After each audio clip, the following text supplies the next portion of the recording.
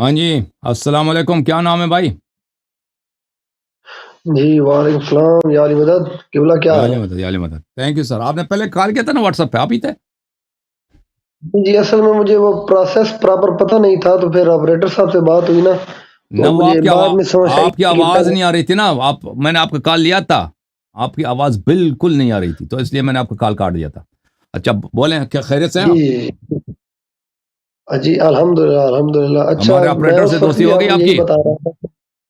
Operator से जी दोस्ती हो गई अल्हम्दुलिल्लाह आपकी? अल्हम्दुलिल्लाह। हाँ, पठान भाई से। जी अल्हम्दुलिल्लाह। हाँ, तो उस वक्त भी मैं आपको यही बता रहा था कि हम मिडिल क्लास लोग हैं, तो एक तो जाहिर सी बात है पाकिस्तान के हालात में इतना टाइम नहीं होता। वैसे बहुत सुनते हैं हम आपको, जो है ना, और बहुत सी कन्फ्यूजन क्लियर हुई हैं, क्योंकि हम बेसिकली जाकरों से सारा कुछ मतलब सीखा है, उन्हीं से सुना है। मेरे ज़्यादातर फैमिली मतलब अहले सुन्नत है, तो हम्म, वो फिर बहुत से अकायद में गड़े हुए थे ऐसे ही ना, जैसे हम्म, कि सैयदजादी का जो निकाह है वो बिल्कुल हराम है, हम्म, और उसके अलावा जो है वो तकलीद जो है वो, उसके अलावा जो तकलीद तो करता नहीं है उसकी कोई इबादत कबूल ही नहीं है ना, यहाँ हम्म, पर तो ऐसे ही बताया जाता है।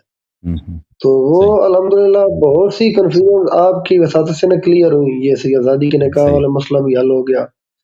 और उसके अलावा जो तकलीद है ना, तकलीद पर तो वैसे आपस की बात है, मुझे शुरू से ही ना मतलब अगर मतलब खुद अपने शऊर से भी ये बात सोचे ना, तो ये बात आती है कि तकलीद का दीन से कोई मतलब ना लिंक बनता नहीं है, क्योंकि एक साइड पे खुद यही कहा जा रहा है कि दीन वो है जो मतलब कुरान में है, या मोहम्मद वाले मोहम्मद का फरमान है, अल्लाहुम्मा सल्ली अला मोहम्मद वाले मोहम्मद। और फिर वहां पर फिर हम यही देखते हैं कि ये लोग फतवे देते हैं, और ये लोग ऐसी बातें करते हैं। फिर फतवा कहाँ से आ गया जब आले मोहम्मद का फरमान है? तो ये बात पहले भी समझ नहीं आती थी, लेकिन उस वक़्त लोग टोक देते थे ना, जिस आलिम से बात करते हैं वो आगे से कुरख्ती में टोक देते हैं, बंदा बात कर ही नहीं पाता ना।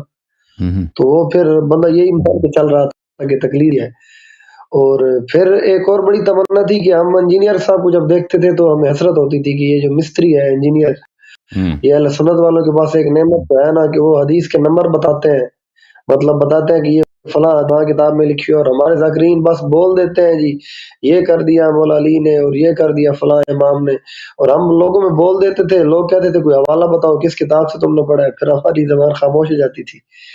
तो इस वजह से फिर ज़ाकिरों से भी हम चल गए थे। तो फिर एक लम्हा वो आया कि बिल्कुल ही सब छोड़ दिया। फिर अचानक आपकी वीडियोज़ देखी साल 2 पहले ना, तो फिर जी, दोबारा कुछ सुनना शुरू हुए, फिर कन्फ्यूजन क्लियर हुई, वो मज़ीद तौफ़ीक़ात में इज़ाफ़ा करे। ये तो था एक तारुफ की बात।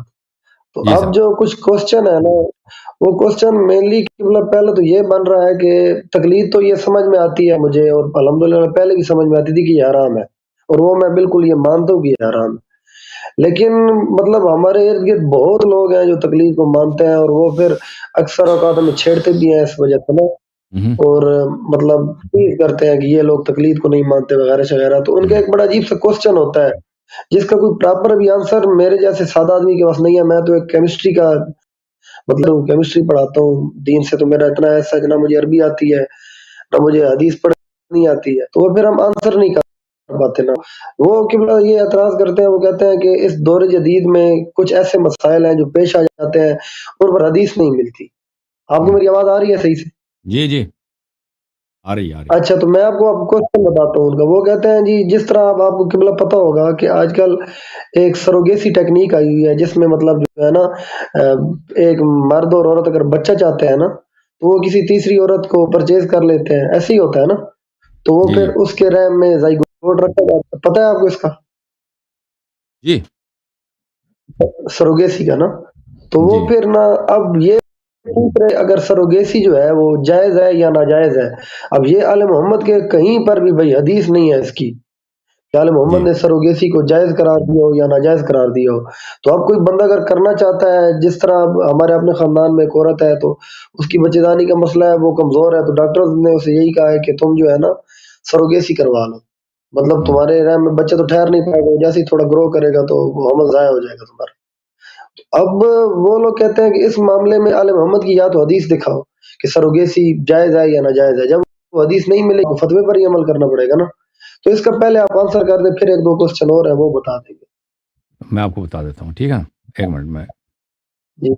हाँ, उसके अलावा ना इस साथ क्वेश्चन के साथ इसी का भी आंसर दे दीजिएगा कि मतलब क्या ऐसा हो سکتا ہے کہ ایسا معاملہ پیش آ سکتا ہے کسی انسان کے ساتھ کہ جس کا آل محمد کی کوئی حدیث ہو ہی نہیں اس پر، ایسا جی بالکل، کیسے ہو سکتا ہے؟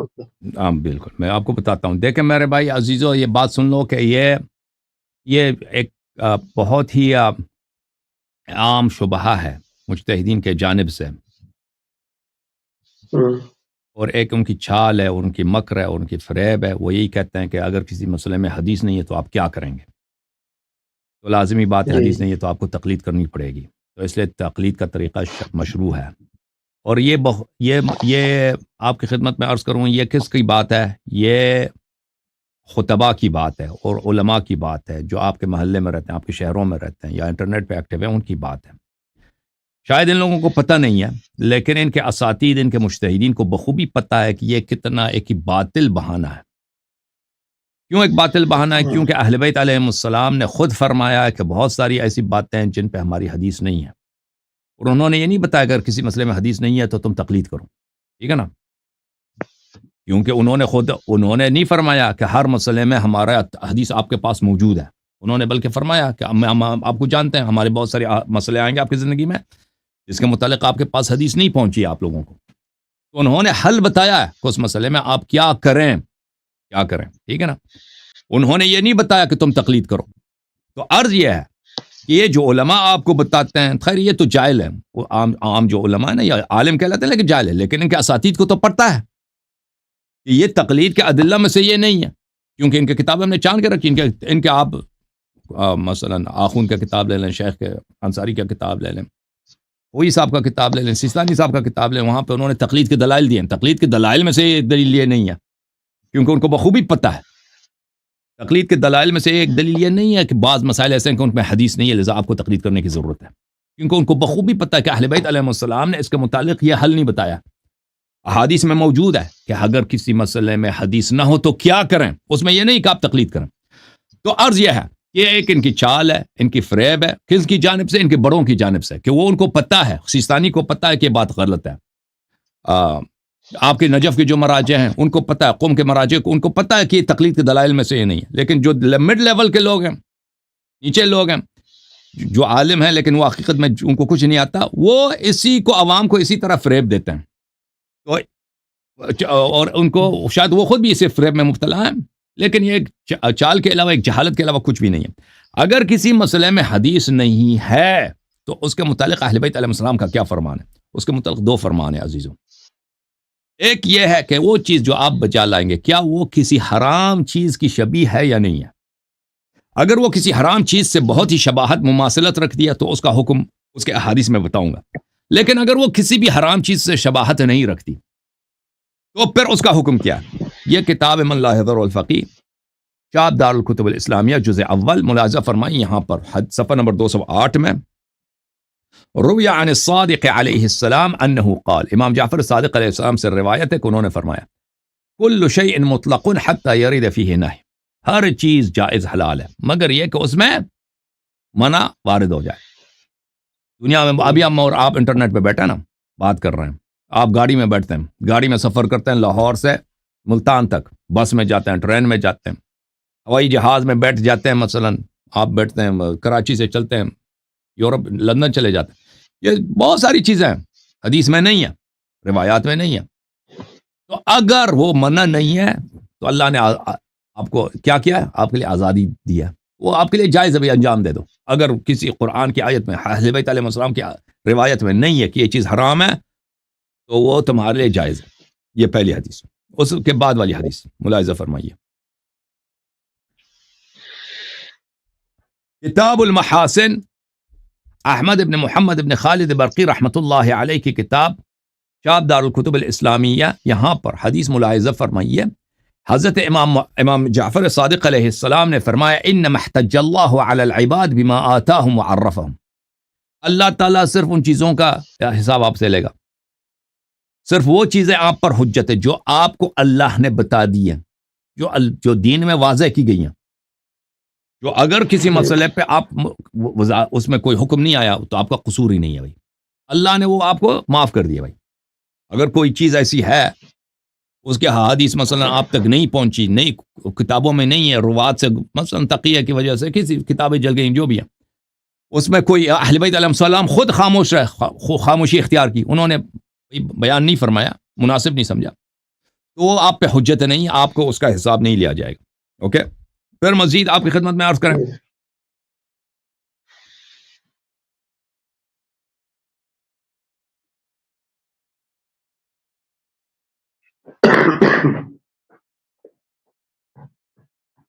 یہ کتاب ہے الاصول من الکافی للکلینی، جز نمبر 1. یہاں پہ ملاحظہ فرمائیں باب حجج اللہ علی خلقی، حدیث نمبر 4 ہے اس میں یہ وَكُلُّ شَيْءٍ أُمِرَ النَّاسُ بِهِ فَهُمْ يَسْعُونَ لَهُ.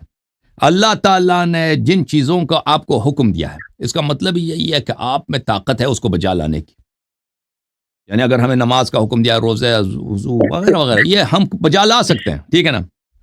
وَكُلُّ شَيْءٍ لَا يَسْعُونَ لَهُ فَهُوَ مَوْضُوعٌ عَنْهُمْ. اور ہر وہ چیز جو آپ کے طاقت میں نہیں ہے، وہ اللہ اس کا حساب نہیں لے گا. ایک ایسا چیز جس کا حکم ہی مجہول ہے، جس کا حکم غیر معلوم ہے، وہ ہماری طاقت میں نہیں ہے، تو اللہ اس کا حساب ہم سے نہیں لے گا. اچھا، ملاحظہ فرمائیے، رسول اللہ صلی اللہ علیہ وسلم کی حدیث ہے کتاب کافی جلد نمبر 2 میں، وضع عن امتی 9 خصال، میرے امت سے 9 چیزوں کو اللہ تعالیٰ نے چھٹی دیا. ان میں سے ایک ہے الخطا والنسیان، کوئی غلطی سے کوئی کام کرتا ہے، عمدی نہیں ہوتا یا بھول جاتا ہے، اس کا اللہ حساب. وما لا يعلمون، اور جس کا ہمیں پتہ نہیں ہے، حکم کا اگر پتہ نہیں ہے تو آپ کو اس کی اجازت ہے. اچھا، تو یہ ہے کہ اگر حکم ایسا ہے جو کسی حرام سے مشابہت نہیں رکھتا، تو اس کا کیا ہے میرے عزیزوں، میرے بھائیوں، تو وہ آپ کے لیے جائز ہے. آپ شک کرتے ہیں کہ پیپسی پینا جائز ہے یا نہیں ہے. پیپسی شراب سے شبیہ تو نہیں ہے، پیپسی ہے شراب کی شبیہ؟ ہاں نہیں، پیپسی شراب اور چیز ہے، پیپسی اور ہے، زمین آسمان کا فرق ہے، ٹھیک ہے نا. پیپسی پی کے آپ کبھی نشے نہیں ہوتا، حالانکہ کسی حدیث میں نہیں آپ پیپسی پی سکتے ہیں، یا کوک پی سکتے ہیں، یا فانٹا پی سکتے ہیں، یہ شربت پیتے ہیں بھائی، یہ کسی حدیث میں نہیں کہ آپ شربت پی سکتے ہیں بھائی، ٹھیک ہے نا. لیکن وہ کسی حرام سے شباہت نہیں رکھتا، اس لیے وہ جائز ہے. اچھا، آپ کی خدمت میں عرض کروں، اگر کوئی چیز شراب سے مشابہت رکھتا ہے، معاف کی حرام سے مشابہت رکھتا ہے، تو اس میں حکم یہ ہے کہ آپ توقف کریں، آپ اس کا ارتکاب نہ کریں. ملاحظہ فرمائیے، یہ کتاب الاصول من الکافی ہے، چاپ دارالکتب الاسلامیہ، جز نمبر 1. یہاں پر مقبولہ عمر بن حنظلہ ہے، صفحہ نمبر 67 میں حضرت امام جعفر صادق علیہ السلام کی حدیث ہے. انہوں نے فرمایا امر بین رشدہ فیتبع، ایک حکم واضح ہے اس کو بجا لاؤ. وَأَمْرٌ بَيِّنٌ غَيُّهُ فَيُجْتَنَبْ، ایک حکم واضح ہے کہ امام نے فرمایا شراب نہ پیو، لعنت ہے جو شراب پیتا ہے، لعنت ہے جو شراب بیچتا ہے، لعنت ہے جو کسی کے لیے شراب ڈال کے لے کے جاتا ہے، لعنت ہے اس پہ جو انگور کی درخت اس لیے کاشت کرتا ہے کہ میں اس سے شراب بناؤں، سب پہ تو یہ واضح ہے کہ بھائی شراب حرام ہے، شراب کے قریب ہم جا ہی نہیں سکتے، ٹھیک ہے نا. نامحرم کی طرف دیکھنا حرام. مثلا یہ چیزیں جو واضح ہیں کہ حرام ہے، ایک چیز واجب ہے بجا لاؤ، ایک چیز حرام ہے اس سے دور رہو. وَأَمْرٌ مُشْكِلٌ يُرَدُّ عِلْمُهُ إِلَى اللَّهِ وَإِلَى رَسُولِهِ، ایک چیز ہے جس کا ہمیں پتہ نہیں ہے. دیکھیں، جس چیز کا ہمیں پتہ نہیں ہے وہ 2 قسم کی ہیں، ایک وہ ہے جو شبیہ ہے حرام سے، ایک ہے وہ جو شبیہ نہیں ہے حرام سے. جو حرام سے شباہت نہیں رکھتا وہ جائز ہے، اس کو بجا لاؤ بھائی.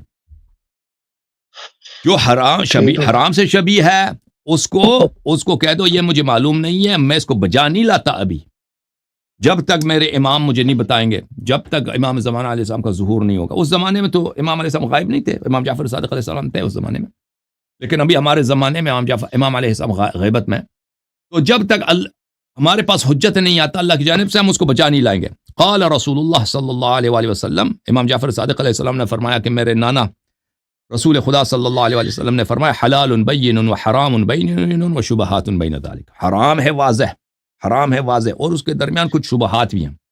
شبہ کو کس لیے شبہ کہا جاتا ہے؟ اس لیے کہ وہ حرام کی شبیہ ہوتی ہے، حرام سے ملتا ہے. مثلا ہیروئن ہے بھائی، ہمارے پاس کوئی حدیث نہیں کہ ہیروئن جو ہے حرام ہے، ٹھیک ہے نا، شراب کی حرمت پر ہے، ہیروئن پہ نہیں ہے بھائی. لیکن ہیروئن ایک ایسی چیز ہے نا کہ شراب سے بہت ملتی جلتی ہے، جس طرح شراب انسان کے عقل کو زائل کرتی ہے، اسی طرح ہیروئن بھی کرتی ہے. تو یہ جو اس طرح کی شبہات ہے اس کے متعلق ہم کیا کریں؟ فرمایا فمن ترک الشبہات نجا من المحرمات، جو شبہ سے بچتا ہے وہ حرام سے بچ جاتا ہے. آپ شبہ کو ہیروئن نہ بجا نہ لاؤ نا، یہ حرام کے شبیہ ہے، اس کے قریب نہ جاؤ. ومن اخذ بالشبہات ارتکب المحرمات وہلک من حیث لا یعلم، اور جو شبہات کو بجا لاتا ہے وہ اس سے حرام بھی سرزد ہو جاتا ہے اور وہ پہ جہنمی بن جاتا ہے، اس کو پتہ بھی نہیں ہوتا کہ میں جہنمی بن چکا ہوں، میں بدبخت بن چکا ہوں. اچھا، یہ احادیث کئی کتب میں موجود ہے. اس کے علاوہ اللہ آپ کی خدمت میں عرض کروں کہ کنز الفوائد میں یہ روایت ہے، دع ما یریبک الی ما لا یریبک، وہ چیز جو مشکوک ہے، وہ حرام کی طرح ہے، اس کو چھوڑ دو، کیونکہ اگر آپ اس کو بجا نہ لاؤ گے تو یہ تو یقینی ہے.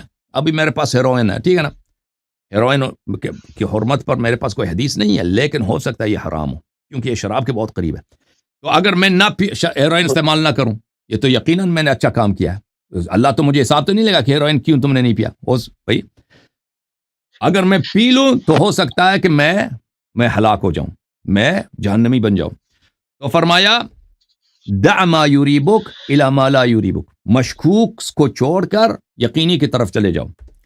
فإنك لن تجد فقد شيء تركته لله عز وجل، فإنك لن تجد فقد، جو چیز انسان اللہ کی رضا کی خاطر اس کو چھوڑتا ہے، اس سے انسان کو کبھی محرومیت کا احساس نہیں ہوگا.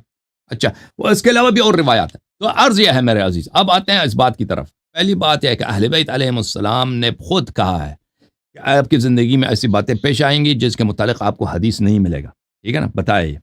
لیکن یہ نہیں بتایا کہ ان مسائل میں آپ کیا کرو، جا کے تقلید کرو.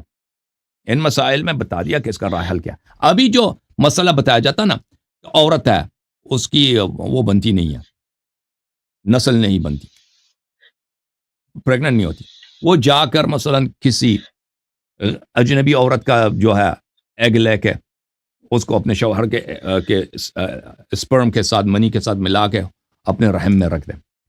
تو یہ ایک ایسی چیز ہے، دیکھو عزیز، اس کے حرمت پہ کوئی دلیل نہیں ہے، اور کوئی مجتہد پہ بھی کوئی وحی، اس کے پاس کوئی وحی نہیں ہے. مجتہد کے پاس ایسا کوئی دروازہ نہیں ہے اللہ کے ساتھ کہ اگر ایک چیز قرآن و سنت میں نہیں ہے تو اس کو وحی آ جاتی ہے. اگر کوئی اس کا ادعا کرے وہ کافر ہے.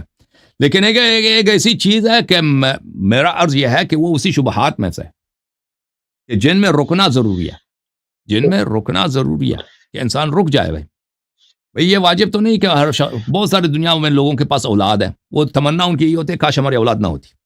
ان کے اولاد اتنے بدبخت ہوتے ہیں نا، ہے کہ نہیں بھائی؟ ہے آپ کے رشتہ داروں میں نہیں ایسے لوگ، ہے کہ نہیں؟ بہت ہے، کہتے ہیں کہ ہاں بہت ہیں، کہتے ہیں کاش یہ نہ ہوتی بھائی. تو یہ اللہ کی جانب سے کہ اگر ایک امتحان ہے کہ آپ کو اولاد نہیں ملی ہے، تو یہ کوئی نہیں. اللہ کے دشمنوں، اللہ کے جو دشمن ہے نا معاویہ، اس کے کئی اولاد تھے. ہاں، تو یہ ایک ایسی چیز ہے نا کہ اگر کہ یہ ایسا شبہہ ہے کہ اس سے اگر آپ بچ جائیں تو بہتر ہے. وَإِلَّا یہ جو فعل ہے نا کہ زنا کرنا حرام ہے. دیکھیں، زنا کرنا حرام ہے، میں آپ کو بتا رہا ہوں کہ آپ مثلا ایک مرد کسی غیر اجنبی عورت کے ساتھ جا کے اس کے ساتھ کیا کرے، دخول کرے، یہ حرام ہے. لیکن اجنبی عورت کا جو ایگ ہے وہ لے لے آپ ادھر سے، ڈاکٹر لیں گے نا، ڈاکٹر نکالیں گے اس کی آپریشن ہوتی ہے، اس کا ایگ نکالتے ہیں. ایک عورت ہوتی ہے ایگ ڈونر، اس کا ایگ جا کے وہ نکالتے ہیں ڈاکٹر. تو وہ نکالنے والا جو ہوگا نا ڈاکٹر، وہ فیمیل ہوگا، عورت ہوگی، اور وہ اس میں کوئی نامحرم وغیرہ تو ہے نہیں. تو وہ نکال کے پھر مرد کا سیرم لیں گے وہ ڈاکٹر، وہ مرد سے کہیں گے کہ تو اپنا اسپرم جو ہے نا، اسپرم ڈونیٹ کر. وہ اسپرم لے کے ان کو طریقہ ان کو آتا ہے، وہ آپس میں ان کو ملا لیتے ہیں، اس سے وہ نطفہ بن جاتا ہے. وہ نطفہ جو ہی بن جاتا ہے پھر وہ عورت جس کے اولاد اس کی جو ہے اس کی رحم میں ڈال دیں گے. اب ہمارے پاس یہاں پہ نہ زنا ہوا ہے، زنا تو کچھ بھی نہیں ہے اس میں، ٹھیک ہے نا، زنا کچھ بھی نہیں ہے. اور یہ وہاں سے اسپرم لے کے وہاں پہ ڈال دیتے ہیں. تو بس یہ ہے کہ ایک نطفہ بنا ہے ایک مرد کا ایک عورت کے ساتھ، جو اس کی منکوحہ نہیں ہے. لیکن اس میں حرام جو ہے وہی ہے، حرام وہی ہے کہ اگر زنا واقع ہو جائے. وَإِلَّا نطفہ ملنا آپس میں، اس میں کوئی حرمت نہیں ہے شریعت میں، ٹھیک ہے نا. اور یہ کہ یہ نطفے کو کسی کے رحم میں رکھ دیں، یہ بھی کوئی حرام، اس میں بھی کوئی حرمت نہیں ہے کہ کوئی حدیث ہمارے پاس ہو. تو اگر اس مسئلے میں کوئی شخص احتیاط کرنا چاہے، کہہ دے کہ مجھے نہیں چاہیے، وہ بھی اچھی بات ہے. اگر کسی کو ضرورت ہے بھائی کہ میری اولاد ہی نہیں ہوتی، اس کو بہت تمنا ہے، زندگی میں تکلیف ہے، بھائی بہت سارے خواتین ہیں نا، ان کی اگر اولاد نہ ہو تو ان کا جینا ہی دوبار ہو جاتا ہے. اگر وہ اولاد کرنا، یا مرد ہوتے ہیں ان کے اولاد نہیں ہے اس طریقے سے وہ صاحب اولاد جی ہونا یہاں چاہتے ہیں. پر تو بہت اس میں یہ جو عمل ہے نا ان میں کسی میں بھی حرمت نہیں ہے, ان میں کوئی حرمت نہیں ہے. تو آپ بھائی یہی ہے میں نے جو حکم عرض کیا کہ کوئی چاہے یہاں پہ برات کا استعمال کرے کہ اس میں حرمت نہیں ہے بجا لائے, اور کوئی چاہے احتیاط کرنا چاہے. دونوں آپشن آپ کے پاس ہیں بھائی. وہ ہر ایک اپنا جو ہے اپنا زندگی بہتر جانتا ہے کہ وہ کیا کرے. مگر کوئی بہت ہی حرج میں ہے نا, حرج میں کوئی عورت ایسی ہے بیچاری کہ اس کے سسر وغیرہ اس کو بہت پریشر کرتے ہیں کہ بھئی تیری اولاد نہیں ہے, یا شوہر ایسا ہے بیچارہ اس کو بہت تمنا ہے اولاد کی, وہ کرنا چاہے بالکل وہ اس میں ان افعال میں کوئی حرمت نہیں ہے. بہرحال میں نے آپ کو احکام بتا دیا, اب آپ مجتہد ہو گئے اور مجتہد بن گئے صاحب. کہتے ہیں نا یا تقلید کرو یا اجتہاد کرو, یا تقلید کرو یا اجتہاد کرو, یا احتیاط کرو. تو یہاں پر نہ آپ مقلد بنے نہ مجتہد بنے, یہاں پر اہل بیت علیہ السلام کے احادیث کی روح سے میں نے آپ کو آپشنز دے دیے. اوکے جی بہت بہت یہ تو آپ نے بہت اچھا ایکسپلین کر دیا ماشاءاللہ, جس طرح باقی کوسچن کے آنسر کرتے ہیں. تو اب ایک اور سوال کی طرف بڑھتے ہیں. میں نے مطلب نا آپ کی ویڈیوز آلموسٹ میں دیکھتا رہتا ہوں, میری کنفیوژن خود کی کلیئر ہوتی ہیں, لیکن بعض اوقات کوئی ایسا سوال آ جاتا ہے جو پھر بندہ خود سے جواب دینا مناسب نہیں سمجھتا اس کا نا, کیونکہ ہو سکتا ہے اگلا بندہ تیزی میں اس کی کوئی اچھی دلیل پیش کرے اور آپ پھنس جائے نا. تو ایک دن پیچھے ایک دوست سے ڈسکشن ہوئی ہے, جیسے کہ اہل سنت برملا مرزا مستری اور ٹولہ اور جتنے بھی ہیں یہ خدا کے وجود کے قائل ہیں, خدا کو دیکھنے کے قائل ہیں. اور تو ایک دوست سے ایسی بات ہوئی اہل سنت کے دوست سے نا, تو وہ کہتے کہ بڑا عجیب سا انہوں نے سوال کیا. وہ کہتے کہ اچھا آپ یہ بتائیں کہ چلیں اللہ نظر نہیں آتا, مان لیا یہ بات ہم نے نا, لیکن اگر اللہ چاہے تو پھر تو وہ اپنا دیدار ہمیں کرا سکتا ہے نا. تو اب میں بڑی کنفیوژن میں پڑ گیا. میں نے کہا اگر میں یہاں کہوں کہ اللہ ایسا نہیں چاہے گا, میں نے کہا کہ میں اس کا آنسر نہیں ابھی کرتا, میں اس کی متعلق پہلے پوچھوں گا کسی عالم سے, پھر میں آپ کو جواب دوں گا. آپ کو میرا سوال سمجھ آ گیا کہ اس بندے نے کیا کیا ہے کہ اگر اللہ چاہے تو پھر اس نے کہا کہ اگر اللہ چاہے کہ وہ ہمیں اپنا دیدار کرائے, کیا کرا سکتا ہے یا نہیں؟ دیکھیں اللہ تعالی ان چیزوں سے منزہ ہے. مثلا اللہ تعالیٰ چاہے کہ مجھے پریگننٹ کر دے, کوئی عورت کہہ دے نا, وہ کر سکتا ہے نہیں کر سکتا, وہ کیا اس کا کیا جواب ہے؟ جی یہ عیب ہے اللہ کے لیے, یہ اللہ کی اولاد ہی نہیں ہوتی. اب کوئی کہہ سکتا ہے کہ اللہ تعالیٰ اس کو پریگننٹ کر سکتا ہے, یہ کہنا ہی کفر ہے. کوئی کہہ دے نا اللہ تعالیٰ مثلا, ہاں اللہ تعالیٰ نبی رسول صلی اللہ علیہ وسلم کو جہنم میں پھینک دے اور شیطان کو جنت میں بہتر, اللہ کر سکتا ہے نہیں کر سکتا؟ ان کے عقیدے کے مطابق کر سکتا ہے. وہ لوگ کہتے ہیں یہ اشاعرہ ماتوریدیہ, یہ جماعت مخالفین, یہ کہتے ہیں کر سکتا ہے, لیکن ہمارے نزدیک اللہ تعالیٰ یہ نہیں کر سکتا, کیونکہ اللہ تعالیٰ کوئی بھی برا کام نہیں کر سکتا. اللہ تعالیٰ منزہ ہے اس سے کہ کوئی برا کام کرے, ٹھیک ہے نا. وہ کہتے ہیں یہ کوئی اس طرح جھوٹ نہیں بول سکتا.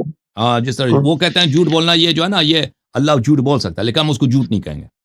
وہ یہی کہیں گے, وہ یہ کہ اللہ جو کہتا ہے صحیح ہوتا ہے. وہ اگر جھوٹ بھی کہتا ہے تو ہم اس کو جھوٹ نہیں کہیں گے, ویلا جھوٹ بول سکتا ہے, جو کچھ کر سکتا ہے. اللہ کسی عورت کو پریگننٹ بھی کر سکتا ہے, جو بھی, وہ تو اس طرح کہتا ہے نا. اللہ غلط کام بھی کر سکتا ہے, لیکن ہم اس کو غلط نہیں کہیں گے. ہاں تو عرض یہ ہے, اللہ اگر قیامت کے دن رسول اللہ صلی اللہ علیہ وسلم اور 1,24,000 انبیاء سب کو پکڑ کے زنجیر میں ڈال کے جہنم میں ڈال دے, شیطان, ابلیس, فرعون, ان سب کو جنت کے بہترین مقامات میں ڈال, وہ کہتے ہیں کر سکتا ہے, اور یہ صحیح ہوگا. اگر اللہ کرے گا تو صحیح ہوگا. تو ہم کیا کہتے ہیں کہ نہیں, اللہ یہ نہیں کر سکتا, اللہ کوئی بھی برا کام انجام نہیں دے سکتا. تو اسی طرح دیکھنے کا جو بات ہے, جب اللہ نے قرآن مجید میں کہہ دیا لا تدرکہ الابصار وہو یدرک الابصار, آنکھیں اس کو نہیں دیکھ سکتا. موسیٰ علیہ السلام سے کیا فرمایا, لن ترانی. موسیٰ نے رب ارنی بلی رب کیا کہا, رب اراک جہرتن, بلی اے رب مجھے اجازت دے کہ میں تجھے جہرتن دیکھ لوں. فرمایا کہ لن ترانی, تم مجھے ہرگز نہیں دیکھے گا, میں تجھے ہرگز نظر نہیں آؤں گا. اللہ نے قرآن میں خبر دی ہے. پھر اللہ تعالیٰ اس سے منزہ ہے. مثلا اللہ اپنا شریک خلق کر سکتا نہیں کر سکتا؟ وہ کیا کہیں گے, اللہ اپنا شریک بنا سکتا ہے؟ اللہ اپنا, وہ کہیں گے کہ کر سکتا ہے. ہمارے نزدیک اللہ کا شریک ہو ہی نہیں سکتا. جو بھی اللہ خلق کرے گا وہ اللہ کے مخلوق ہوگا, اللہ کا شریک نہیں ہو سکتا نا. اسی طرح اللہ تعالیٰ دیکھنے والی چیز ہی نہیں ہے. اللہ تعالیٰ نظر آنے والی چیز نہیں. جو چیز آنکھ سے نظر آئے گی وہ سامنے ہوگا, ہمارے اور اس کے درمیان مسافت ہوگا. وہ ہمارا جو نور ہوگا نا, نور, ہم تو اصل میں نور کو دیکھتے ہیں نا. سائنس بایولوجی تو یہ کہتی ہے ہم چیزوں کو, جو ہماری جو ویژن ہے, سائٹ ہے, وہ کس طرح ہوتی ہے. الحمدللہ یہ چیز سمجھتا ہوں, میں آپ کو یہ بتایا لائٹ, لائٹ جو ہمارے آنکھوں کو لگتی ہے نا, تو یہ لائٹ اس سے لگے گی, اس سے منعکس ہو کر ہم کو لگتی ہے, تو اس طرح ہمیں کلرز نظر آ جاتے ہیں, مختلف اجسام نظر, سائز نظر آ جاتا ہے, اور پھر یہ ہمارے آنکھوں میں آ جاتا ہے. آنکھوں میں بہت پیچیدگی ہے, وہ کس طرح وہ آنکھ سے ذہن کو چلا جاتا ہے یہ انفارمیشن, یہ بہت ہی پیچیدہ نظام ہے. تو یہ سب جو ہے کس طرح ہوتا ہے, یہ ان مادی اجسام کے لیے ہوتا ہے, یہ اللہ تعالیٰ کے لیے نقصان ہے. اس طرح کہنا کہ مثلا اللہ کسی کو پریگننٹ کر دے, اللہ کسی عورت کو جا کے ساتھ اس کے ساتھ جمع کر دے, کیا اللہ تعالیٰ کسی عورت کے ساتھ جمع کر سکتا ہے؟ بالکل جی, نکاح نہیں کر سکتا اللہ تعالیٰ. یہ اس لیے نہیں ہے کہ اللہ تعالیٰ کی قدرت محدود ہے, اللہ تعالیٰ کی طاقت محدود, اللہ کی طاقت لامحدود ہے. لیکن ایک چیز جو ہے اللہ تعالیٰ کے لیے خسرشان ہے, اللہ تعالیٰ کے لیے نقصان ہے, اللہ تعالیٰ کے لیے لائق نہیں ہے, وہ نہیں ہو سکتا. جیسے اللہ تعالیٰ کی طاقت لامحدود ہے, لیکن اللہ تعالیٰ کبھی یہ نہیں کر سکتا کہ 1,24,000 انبیاء کو جہنم میں پھینک دے اور دنیا کے جتنے حرامی, چرسی, بنگی, شرابی, ٹیرورسٹ, حرام زادے, سپاہی صاحبہ ان کو جنت لے کے جائے. اس طرح تو نہیں ہو سکتا بھائی. اچھا, یہ اللہ اس لیے نہیں ہے, یہ اس لیے نہیں ہے کہ اللہ کی طاقت محدود ہے, اللہ کی طاقت لامحدود ہے, لیکن یہ چیز ناممکن ہے, یہ چیز ناممکن ہے. اس چیز پہ اللہ کی ان اللہ علی کل شیء قدیر, اللہ تعالیٰ ہر چیز پہ قادر ہے. چیز وہ ہے جو ممکن ہے. جس چیزوں کی یہ بات کر رہے ہیں وہ لاشے ہے, وہ ناممکنات کی بات کر رہے ہیں. ناممکن لاشے ہے, ناممکن لاشے ہے, لاشے وہ چیز ہی نہیں ہے, وہ ہو ہی نہیں سکتا. جو چیز ہو ہی نہیں سکتا تو اس سے پاور, اس سے طاقت, اس پہ اس کی تطبیق ہی نہیں ہوتی اس پر. ٹھیک ہے نا میرے بھائی. اچھا, اس کے علاوہ نا ایک ذاکرین حضرات ہمارے حدیث بولتے ہیں کہ وہ مطلب بہت زیادہ پڑھی جاتی ہے پاکستان میں, بہت برملا اس کے اوپر نعرے لگتے ہیں لوگ. اس میں ایک میرا ذہن سے میں کئی بار سوچتا ہوں, مجھے سمجھ نہیں آتی اس بات کی. وہ کہتے ہیں کہ نا جو بھی حرامی ہوگا نا, مطلب جو شخص جس کی ولادت میں خرابی ہوگی وہ مولا علی کا دشمن ہوگا. یہ بات سمجھ آتی ہے, ٹھیک ہو گیا. لیکن اس میں قبلہ میرا کوسچن ہے کہ اب جس طرح پاکستان میں آپ کو پتا ہوگا, آپ کے علم میں شاید ہو یا نہیں, کہ عیدی سینٹر جو موجود ہے وہاں پر انہوں نے جھولا رکھا ہوا ہے, ٹھیک ہے. تو جس کا بھی کوئی ناجائز بچہ ہوتا ہے یا کچھ ہوتا ہے نا, تو وہ وہاں جھولے میں رکھ کے چلا جاتا ہے, پھر وہی سینٹر والے سے پالتے ہیں, بڑا کرتے ہیں سارا کچھ. اب سوال یہاں پر قبلہ یہ آتا ہے کہ جو بچہ ایک پیدا کیا گیا اس کا تو اختیار نہیں تھا نا کہ پیدا ہونے پہ. اب وہ بچہ فرض کرے اگر مطلب وہ حرام کا ہے, جس طرح ہمارے پاس بولا جاتا ہے, وہ حرام طریقے سے پیدا ہوا ہے, اس کا تو اس میں اختیار نہیں تھا. اب وہ بڑا ہو کے اگر مولا علی کی دشمنی کرے گا, وہ تو کہے گا قیامت کے روز کہ یہ میرے خمیر میں تھا, میں حرام کا تھا, تو میں نے یہ کام کیا, علی کی دشمنی کی, مجھ پر نہیں چاہیے. اس کا کیا اثر کرے؟ تو یہ بات جو ہے نا, یہ جو حرام زادہ کی بات ہے کہ حرام زادہ کبھی جنت نہیں جائے گا, یہ روایت میں موجود ہے. مولا علی کا دشمن ہوگا مینلی یہ ذاکرین. اس کے دشمن نہیں, ایک تو بات ہے کہ اس کے دشمن سب حرامی ہیں, یہ اور بات ہے کہ وہ حرام زادہ جو ہے وہ کبھی محبت نہیں کر سکتا, یہ اور بات ہے. ان دونوں میں ذرا اختلاف ہے, ذرا فرق ہے. یہ حرام زادہ ہمیشہ جہنمی ہوگا یا حرام زادہ ہم برا کام کرے گا, تو یہ کبھی جبر کی حد تک نہیں ہے. ٹھیک ہے نا. اس کا اس طرح دنیا میں کتنا بھی حرامی آدمی ہو, اس طرح نہیں ہے جو ولد الزنا ہے کہ وہ اس کی اختیار ہی نہیں ہوتی. اب ایک شخص ولد الزنا ہے, حرامی ہے, وہ نماز پڑھنا چاہے پڑھ سکتا ہے, نہیں پڑھ سکتا, بالکل وہ اختیار, وہ چاہے شراب پی لے چاہے نماز پڑھ سکتا ہے. اس طرح نہیں ہے کہ اللہ تعالیٰ نے اس کو بے اختیار بنا دیا. جماعت محریہ کے متعلق وہ تو ان کے مذہب میں تو کسی کا اختیار ہے ہی نہیں, ان کو تو چھوڑیں. ہمارے مذہب میں تو اختیار ہے, میں اور آپ میں اختیار ہے نا. ابھی میں چاہے میں آپ سے بات کروں, چاہے میں آپ سے بات نہ کروں, یہاں سے اٹھ کے چلا جاؤں, یہ میرے اختیار میں ہے. میں آج نماز پڑھوں یا آج نماز نہ پڑھوں, یہ دونوں میرے آپشنز ہیں, میں کر سکتا ہوں. حرامی بھی جو ہے نا, ولد الزنا جو بھی ہے, اس سے یہ اختیار کبھی نہیں چھینا جاتا, اس کے ہاتھ میں ہوتا ہے, وہ چاہے کتنا ہی بڑا حرامی کیوں نہ ہو. تو اگر اس کا پاسبل ہے کہ وہ محبت کر سکتا ہے. عرض یہ ہے کہ حرامی کے متعلق یہ روایات جو ہیں یہ کچھ مشکل روایات ہیں. تو یہ حرامی کے متعلق یہ ہے کہ شاید ان کی انکلینیشن, ان کی رغبت اسی طرف ہے, جو شخص حلال حرام کے نطفے سے پیدا ہوتا ہے اس کی رغبت دل نہیں لگتی نماز میں. جیسے آپ لیکن دیکھیں نماز پڑھنا نماز یہاں پر عجیب سا کہ وہ بچہ تو پھر قیامت کے روز کہہ سکتا ہے کہ یا اللہ میں پیدا غلط طریقے سے عرض یہ ہے آپ سن لو نا. دیکھیں جو لوگ مثلا جو لوگ برے کام کرتے ہیں ان کے لیے نماز پڑھنا کافی مشکل ہوتا ہے, لیکن اس طرح نہیں کہ وہ نماز پڑھ نہیں سکتے. مثلا ایک شخص ہے وہ شراب پیتا ہے, شراب کی عادت ہے, اس کو شراب چھوڑنا اس کے لیے بڑا مشکل ہے. لیکن وہی شخص اگر پولیس والا سامنے ہے اس کے سامنے کبھی شراب نہیں پیے گا. اگر اس کا چچا دیکھ رہا ہے, اس کا باپ دیکھ رہا ہے, لوگوں کے سامنے وہ کبھی نہیں کرے گا, ٹھیک ہے نا. حالانکہ وہ خود اپنے آپ کو نہیں روک سکتا, اللہ سے نہیں روک سکتا, لیکن لوگوں کو دیکھ کر وہ رک جائے گا, انجام نہیں دے گا, ٹھیک ہے نا.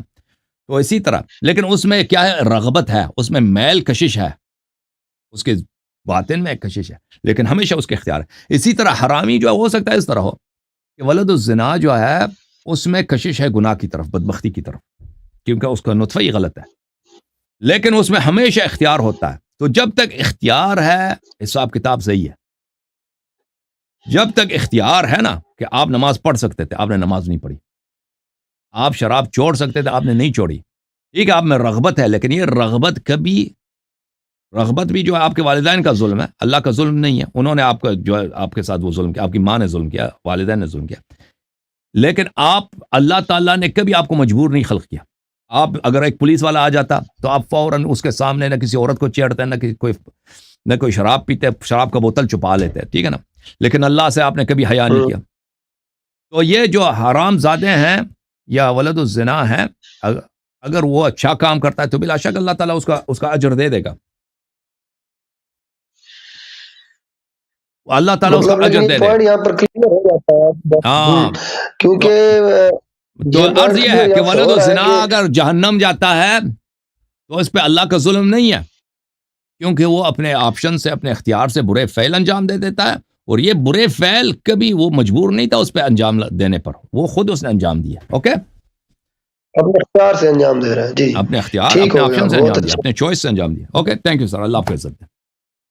سر ایک آخری کوسچن پلیز. جی ایک آخری کوسچن, ہم بڑے اسی لیے ہے نا, اسی لیے کہ مستری صاحب کبھی امیر المؤمنین علیہ الصلوۃ والسلام کی امامت کا اقرار نہیں کر سکتے. وہ ان کے پاس آپشن ہے, آپشن ہے, آپشن ہے, چوائس ہے, اختیار ہے, لیکن رغبت کبھی اور طرف ہے نا, وہ نطفے کی پرابلم ہے.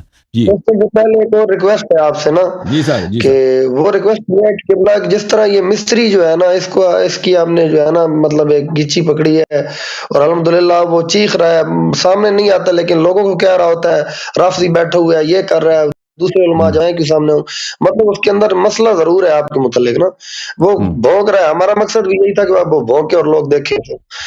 اب اسی طرح جو ہے نا قبلہ, جو اس وقت میں سینیریو دیکھ رہا ہوں پاکستان میں, وہ جو سعد رضوی ہے نا, وہ خادم رضوی کا جو بیٹا ہے, اب اس کو قبلہ لوگ بہت فالو کرتے ہیں. میرے کانٹیکٹس لسٹ میں اگر آپ دیکھیں نا, میرے واٹس ایپ پہ جو فرینڈز ہیں آدھے سے زیادہ نے تو ڈی پی لگائی ہوئی ہے اس کی نا, مطلب یوتھ سے انیوا فالو کر دیا. میری ایک ریکویسٹ آپ سے یہ ہے کہ آپ ذرا تھوڑا اس کے بھی پیچھے جائیں نا, اس کے ذرا سے اوپنلی چیلنج کریں تاکہ اس کے ماننے والے بھی تھوڑے جو ہے نا, اس کے ماننے والوں کو درد ضرور ہوگا نا. ارے چھوڑے, ضرور کہیں گے ہم نے ان کو یہاں سے پکڑا ہوا ہے, یہاں سے گلے سے ایسے پکڑ, ہم کہتے ہیں کہ ابو بکر عمر کا اصل میں صرف یہ چاہتا ہوں کہ پنس گیا ماننے والے ہیں نا ان کی درد, یہ پنس گئے ہیں, یہ پنس گئے کہ شیخین کا اسلام ہی ثابت نہیں کر سکتے بھائی, ٹھیک ہے نا. بات کرتے ہیں یہ نا, لوگوں سے قبلہ بات کرتے ہیں یہ, تو لوگ جو اس کے ماننے والے ہیں نا, وہ تو آپ کو پتہ ہے اندھے ہوتے ہیں ماننے والے, جس طرح معاویہ کے ماننے والے اندھے ہیں. وہ کہتے ہیں ہمارے عالم کو تو چیلنج ہی کوئی نہیں کر رہا, وہ تو فلاں کو چیلنج کر رہے ہیں, وہ فلاں کو کر رہے ہیں.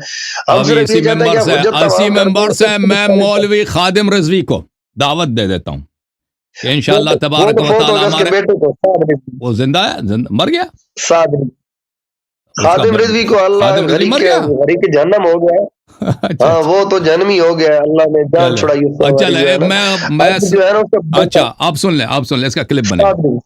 ہاں میں حسن اللہ یاری اسی پروگرام کے تھرو سعد رضوی صاحب کو دعوت دیتا ہوں کہ انشاءاللہ آپ تشریف لائیں یہاں پر اس پروگرام میں.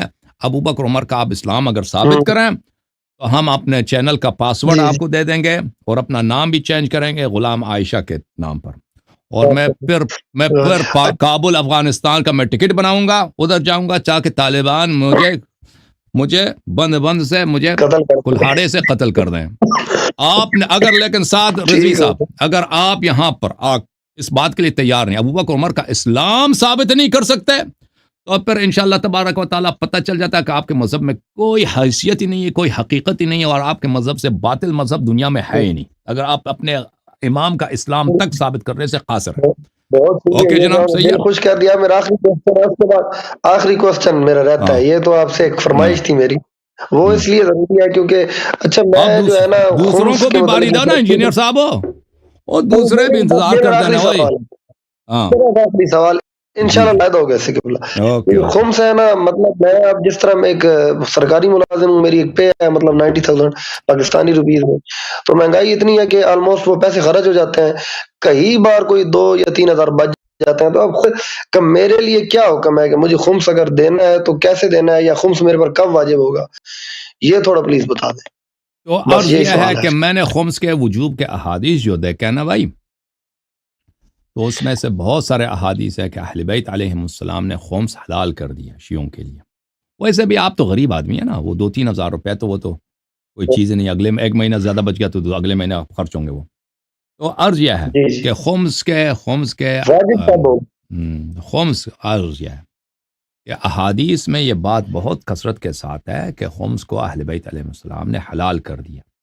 اور یہ جو مراجع کہتے ہیں کہ وہ صرف وہ خمس ہے جو عورتوں کے متعلق, کنیزوں کے متعلق یا زمینوں کے متعلق ہے, وہ میں نے لیکچر سنا ہے سارا, مجھے پتہ ہے کہ وہ کس کیسا ہے, یہ بھی سمجھ آ گیا مجھے, اور دوسروں کو نہیں سمجھ آئی نا, تو بات کرنا کاٹو.